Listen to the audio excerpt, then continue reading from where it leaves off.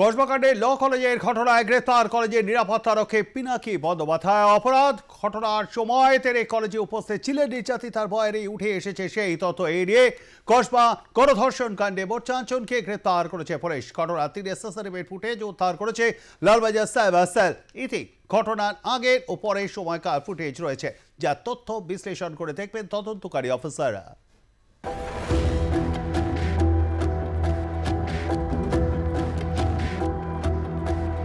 25 June রাতে কসবা ল কলেজে ঘটে যায় সেই গণধর্ষণের ঘটনা। এরপর রাতে এফআইআর করেন ওই নির্যাতিতা তার বাবাকে সঙ্গে নিয়ে।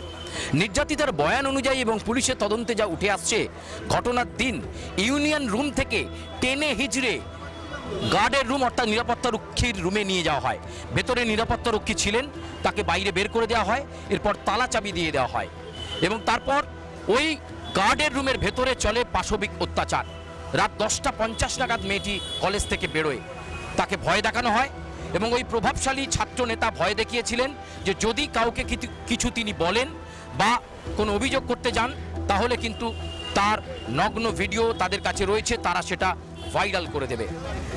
কিন্তু এরপরও ন্যায় বিচার চেয়ে থানায় সামিল হয় মেয়েটি। ভারতীয় ন্যায় সংহিতা অনুযায়ী, ন্যায় সংহিতার ধারা অনুযায়ী বিএনএস 70 ক্লজকে সামনে রেখে অর্থাৎ গণধর্ষণের ঘটনাকে সামনে রেখে তদন্ত শুরু করেছে কসবা থানার পুলিশ।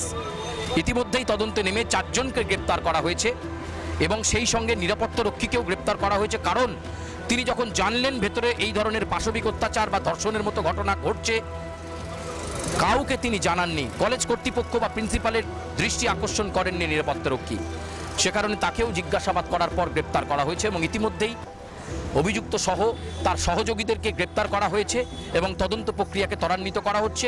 প্রয়োজনে কসবা ল কলেজের ঘটনা ঠিক সেদিন কিভাবে ঘটিয়েছিলেন ওই অভিযুক্ত এবং তার সহযোগীরা, তার রিকনস্ট্রাকশনটাও অর্থাৎ নাট্যরূপ নির্মাণও করা হতে পারে।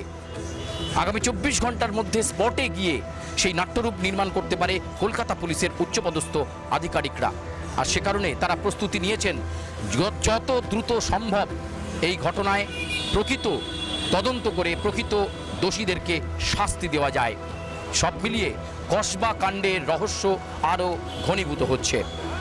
ক্যামেরায় উৎসর সঙ্গে সুচারু আর প্লাস নিউজ, কসবা।